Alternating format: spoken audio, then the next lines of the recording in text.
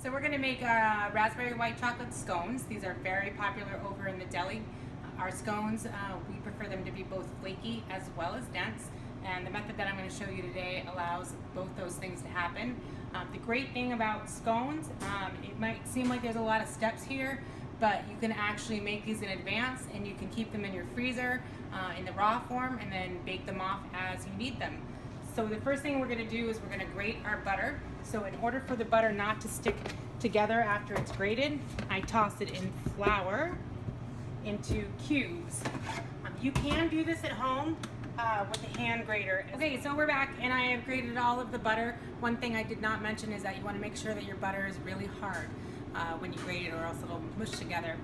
When I make this recipe, I do the butter first, because after it is grated, I then put it into the freezer. If you don't have space in your freezer, the refrigerator is okay, but it's best to be frozen. The colder that this butter is when we mix, the better your layers will be.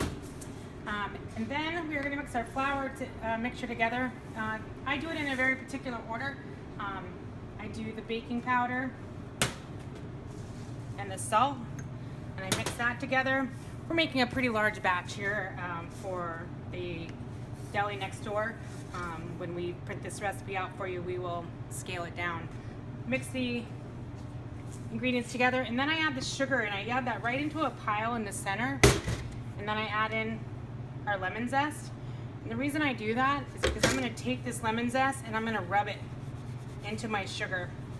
You're going to disperse the oils really well, and you'll make sure that it's not clumped into your flour.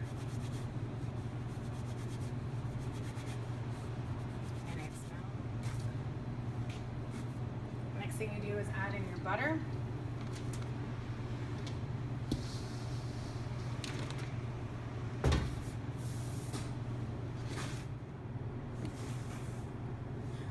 Okay, so once everything is thoroughly mixed here and dispersed, I'm going to put a little well inside the middle of it.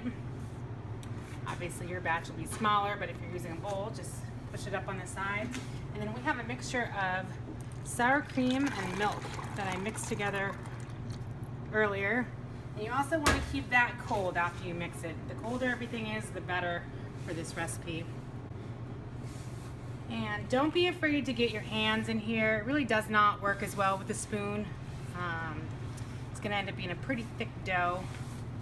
And you also want to do it again as quick as possible without over mixing it. When you over mix things with flour in it, it's why they will turn out chewy. Sometimes that's a good thing, like bread, but when you're making pastries, it is not. When it gets too thick to finish in your bowl, just turn it down on the counter. If it's sticky, use a little bit of flour. Don't go crazy with your flour, but just a little bit. And you just want to have it formed into a nice ball. Okay, we are back and we have chilled our dough. We're going to unwrap it.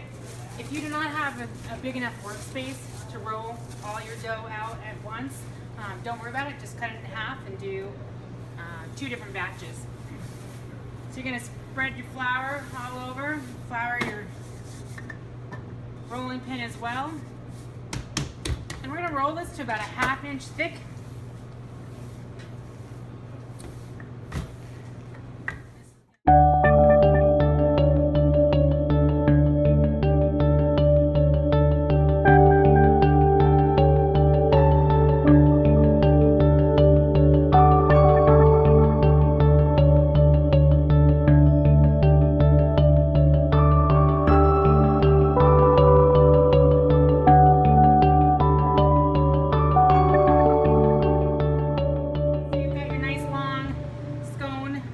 And we're going to cut up into pieces, individual pieces. We use a bench scraper here. Use a knife if you need to, that's no problem. And just angle them off. I just finished making all the scones for the deli, and we put one in the oven while I was finishing. This is what it looks like when it's done.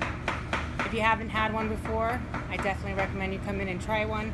There is a little bit of work to making these, but they are so incredibly worth it. We also sell them already made and frozen, but not baked, in our freezer section as well. Thanks for watching.